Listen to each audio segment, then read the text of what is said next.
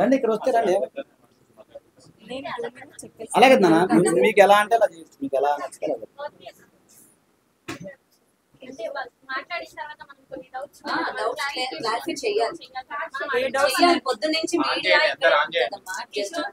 సరే చేతులు కానీ ముందు చెప్పండి.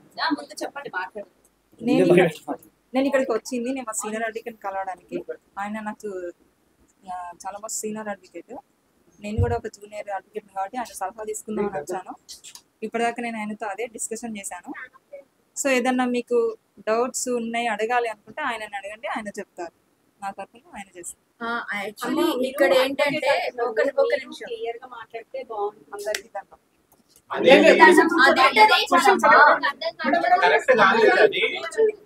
ఇంతమంది మీడియా వాళ్ళు వచ్చినప్పుడు ఆజాద్ గారు ఇప్పుడు మీ వ్యక్తి అలా వెళ్ళడం జరిగింది, ఎవరికి న్యాయం జరిగితే ఎవరి కోసం ఇప్పుడు ఇది పోరాటం? అంటే మేము హెల్ప్ చేయడానికి వచ్చాము సార్. మీరు అంటే అది మీడియా ఇప్పుడు వెంటనే ఒకటే ప్రూఫ్స్ లేకుండా ఒక తాళి కట్టారు అని చెప్తే మేము ఆ తాళి కట్టారు అని చెప్తున్నారు. తాళి కట్టినప్పుడు ఫొటోస్ ఉన్నాయా? తాళి కట్టినప్పుడు వీడియోస్ ఉన్నాయా? ఇక్కడ మీడియా ఏమైనా అయితే మీడియాకి దండం పెట్టి వెళ్ళడం ఏంటి? ప్రూఫ్స్ లేకపోయినా రాదండి. సరే ఇప్పుడు మీరు ఉన్నారు, మీరు లీడ్ చేస్తాను అని అన్నారు, అడ్వైస్ తీసుకోవడానికి వచ్చారు, మీ ముందే వెళ్ళిపోతున్నారు, మీరు ఎలా అడ్వైస్ చేస్తారు?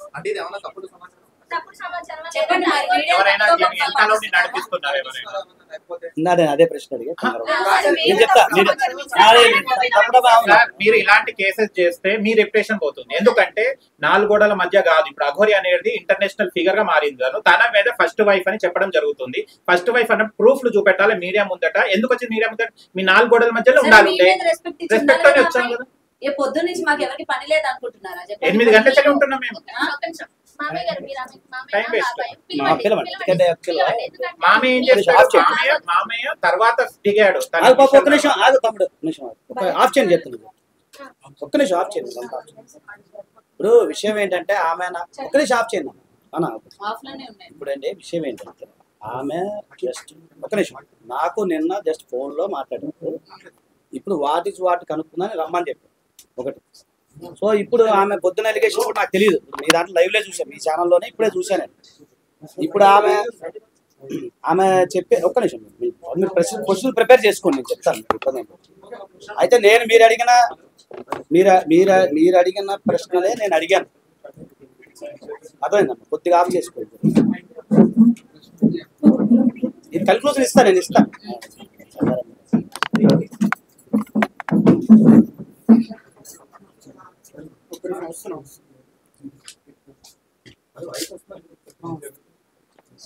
ఇక్కడే ఉందంట, ఒకసారి లోపల తీసుకొద్దాం. లేకపోతే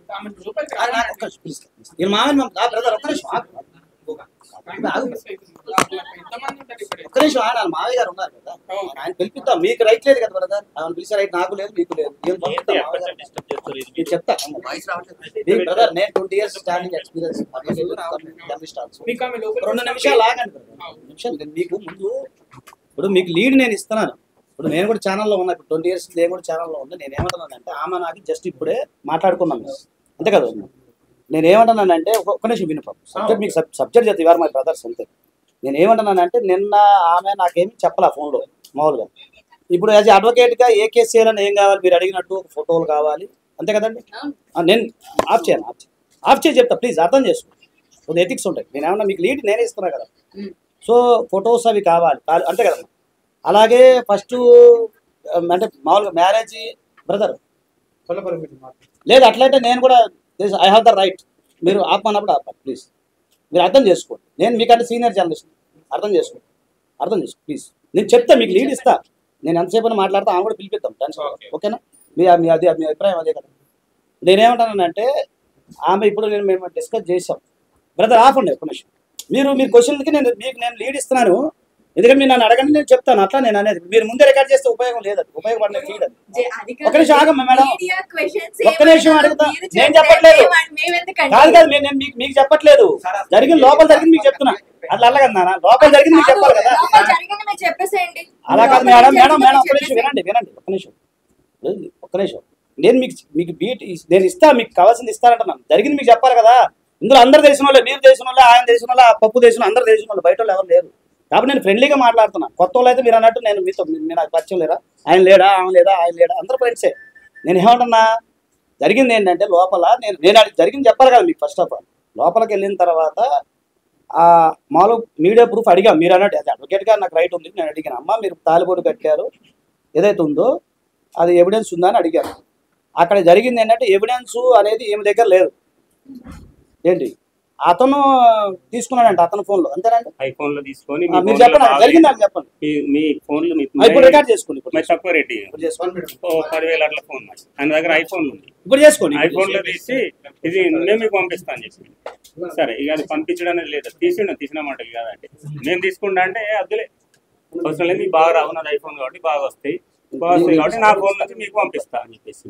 అయితే కలిసి ఉన్నప్పుడు వాళ్ళిద్దరు నార్మల్ గా పెళ్లి కాకపోయినా సరే వాళ్ళిద్దరు కలిసి ఉన్నప్పుడు నార్మల్ గా ఫొటోస్ తీసుకోవడం జరుగుతుంది కదా, అలా ఏమైనా ఫొటోస్ ఉన్నాయా? నార్మల్ ఫొటోస్ ఉన్నాయి, ఒక గ్రూప్ ఫోటో కూడా ఉంది.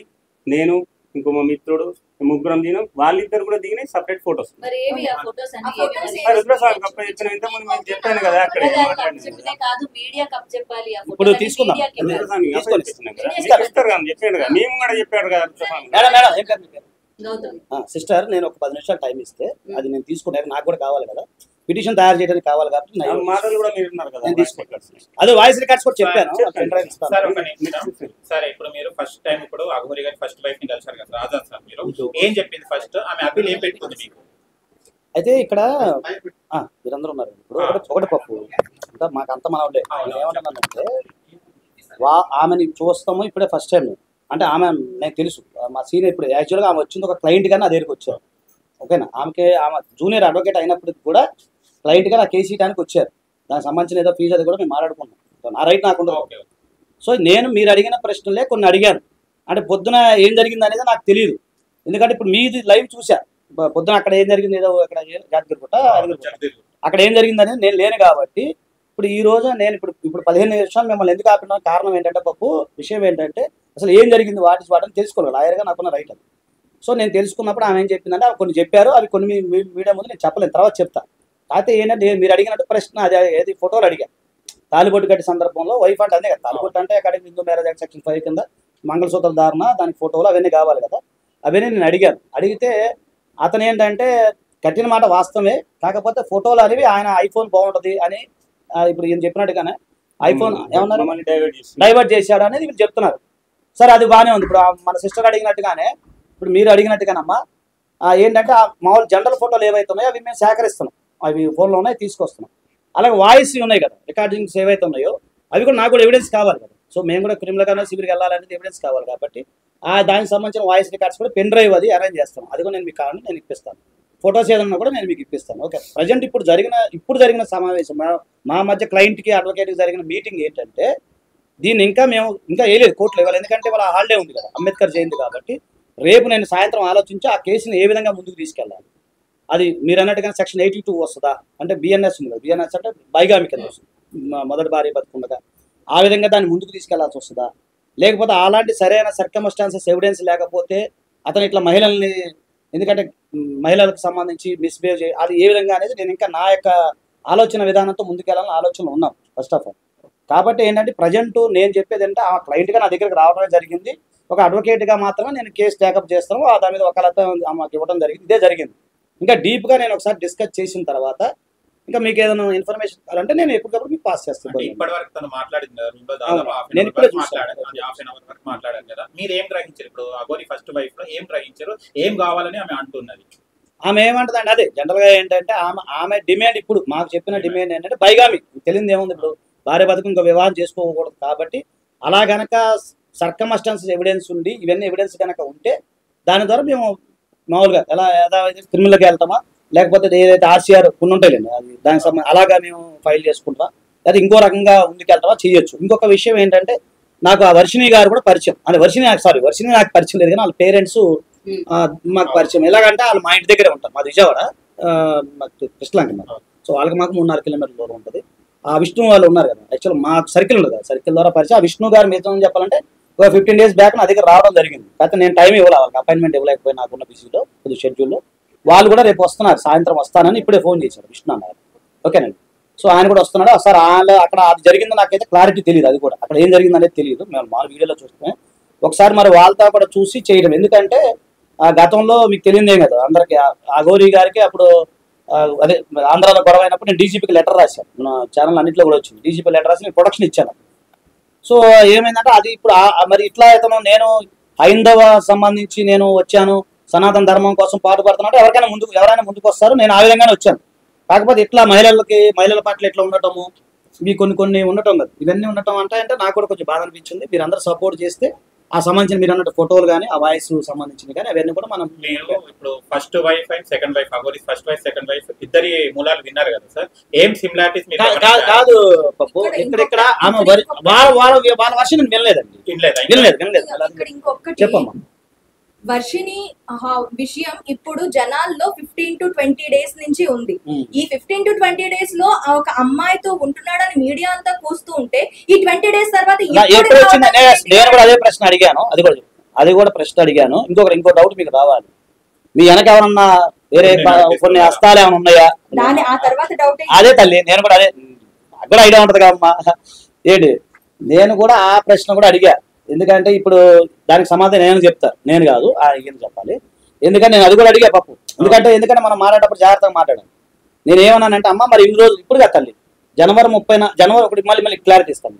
జనవరి 1వ తారీఖు ఈమెకి తాలిబొట్టు కట్టాడని ఈమె చెప్పారు. ఇప్పుడు వచ్చినాను బాధితుల పేరు నేను మాట్లాడకూడదు, ఎక్స్ అనుకోండి, వై అనే వ్యక్తి, మీరు అక్కడ అర్థం చేసుకో, వై అనే వ్యక్తి అంటే వాళ్ళు, ఓకేనా. సో ఆ వై అనే వ్యక్తికి జనవరి 30 నాడు తాలిబొట్టు కట్టాడని చెప్పి మనకు వచ్చిన ఇన్ఫర్మేషన్. అంటే జనవరి 1 ఒక ఎక్స్ అనే వ్యక్తి తాలిబొట్టు కట్టడం జరిగింది, వై అనే వ్యక్తికి జనవరి 30 నాడు అంటే 1 month గ్యాప్ అయింది. సో అప్పటి నుంచి కూడా ఈ వర్షం మీరు అంటే ఏమన్నా ఇప్పుడు ఏమో చెప్పింది మీకు నాకైతే అదే నాన్న ఒక్క నిమిషం, ఇప్పుడు ఈమె చెప్పింది నేను చెప్తాను. సో పోలేదు 13-20 మధ్య గ్యాప్ అయితే వచ్చిందిగా, 10-12 గ్యాప్ వచ్చింది. ఇప్పుడు అది వదిలేద్దాం. ఇప్పుడు మీరు అన్నట్టు మా సిస్టర్ అన్నట్టు ఇప్పుడు వరకు కూడా ఇది ఎంత జరిగింది కదా, విషయం జరిగింది, బాగా పొక్కింది, లైవ్లు వస్తూనే ఉన్నాయి, అన్ని చూస్తున్నప్పుడు ఇప్పుడు రావాల్సిన అవసరం ఏంటి అని నేను కూడా మిమ్మల్ని మీలాగా ప్రశ్నించాను. జరిగింది అదే కన్వర్సేషన్. ప్లస్ ఇంకోటి కూడా అడిగాను తల్లి, ఏమని అడిగిందంటే మీ వెనక ఎవరైనా ఉన్నారా? ఎందుకంటే ఇన్నాళ్ళు ఏంది ఇప్పుడు మీరు ఎట్లా వచ్చారు, బయటకు వచ్చారు అంటే ఆమె కొన్ని కన్నీళ్ళతో ఏడుస్తుంది, నేను దానికి నేను చెప్పలేను కొన్ని. సో ఆమె ఏడ్చింది, ఆమె బాధ ఏదో చెప్పుకున్నారు, కొన్ని ప్రైవసీ ఉంటుంది, రైట్ టు ప్రైవసీ ఉంటుంది కదా, అది కూడా నేను చెప్పలేను. సో ఆమె ఏడ్చింది, ఏదో బాధపడతాను. సో దాని గురించి నేను ఎక్స్ప్లెయిన్ చేస్తాను. ఎందుకంటే ఇప్పుడు కొద్దిగా మనకి ఇంకా కేసు అనేది ముందుకు వెళ్ళలేదు కాబట్టి రైట్ టు ప్రైవసీ అనేది ఉంటుంది కదా, దానికోసం. ఇప్పుడు మీరు ఒక నిమిషం అమ్మ తల్లి నాన్న, ఇప్పుడు ఇంకేదన్నా అంటే మీరు అడిగారు కాదు అమ్మ మాధురి గారు, ఇప్పుడు మీరు అడిగారు కదా నాన్న, ఏమని అడిగారంటే ఇప్పుడు ఇన్ని రోజులు ఎందుకు డిలే అయింది, ఇన్ని రోజులు చూస్తున్నప్పుడు లైవ్లో చూస్తున్నప్పుడు మీరు ఎందుకు రాలేదు? అలాగే నెక్స్ట్ ప్రశ్న మీ వెనక ఎవరైనా ఉన్నారా? ఆ ప్రశ్న మీరు అడిగారు కాబట్టి దానికి ఆయన సమాధానం చెప్తారు. అది మీకు తెలిసింది మీరు చెప్పండి, తెలియకపోతే నో అని చెప్పండి. నెక్స్ట్ రేపు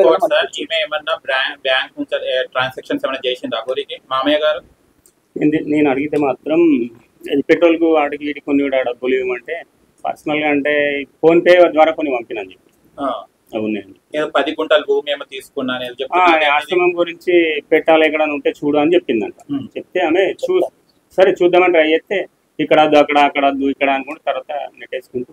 అసలు ఈ విషయం మీకు ఎప్పుడు తెలిసింది? మీ కోడలు ఇలా చేసిన సంగతి, అఘోరి వీళ్ళిద్దరు వైఫ్ అండ్ హస్బెండ్ అయ్యారు మీకు ఎప్పుడు తెలిసింది? నాకు జనవరి 1 రోజు హ్యాపీ బర్త్డే మరి ఇలా అఘోరి వస్తుందంటే ఆమె అమ్మకి ప్రతిరూపం లేక కాళీమాత అఘోరకాల అని వస్తుంది కదా. అయితే నేను ఆమె చూస్తే పెద్ద మనుషులే అమ్మని మొక్కుతురాను, మేము కూడా సరే కాళీమాత రూపం కదా అని అట్లా మొక్కదాం. సరే ఆమె హ్యాపీ బర్త్డే అంటుందట అంటే మరి ఇంత క్లోజ్ ఎక్కడ తెలియదు. నాకు ఇట్లా ఫోన్ కాంటాక్ట్లు వచ్చిందంట. నేను కూడా ఫోన్ గురించి నాకు తెలియదు, ఈ టచ్ ఫోన్ల గురించి.